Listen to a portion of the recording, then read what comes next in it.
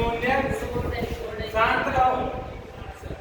शून्य -3 और 4 -3 और 4 वाला ध्यान में बताइए।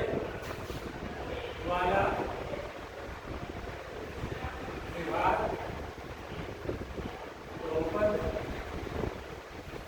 बताइए। बहुत सरल है अगर समझो तो।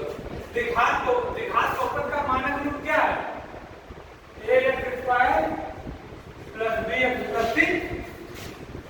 एक चीज और भी याद रखो, अगर किसी भी समीकरण में या जो बहुपद है, मान लीजिए बहुपद समीकरण वही होता है जिसमें बराबर का चिन्ह हो, बराबर 0 बराबर 1 बराबर 5 कुछ भी हो, अगर बराबर का चिन्ह लगा तभी आप समीकरण बोलेंगे गणित में, वरना वो समीकरण है।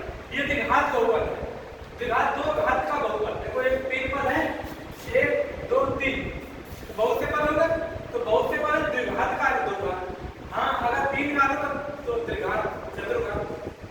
अब इसमें होता क्या है कि अगर सबसे बड़ी घात है तो सबसे बड़ी घात 2 है तो इसके 2 ही गुणनखंड आएंगे। अगर सबसे बड़ी घात 1 है तो 1 गुणनखंड आएगा, और अगर सबसे बड़ी घात 0 है तो 0 वैल्यू 1 होती है तो 1 ही रहेगा। अगर घात 3 है तो 3 गुणनखंड होंगे।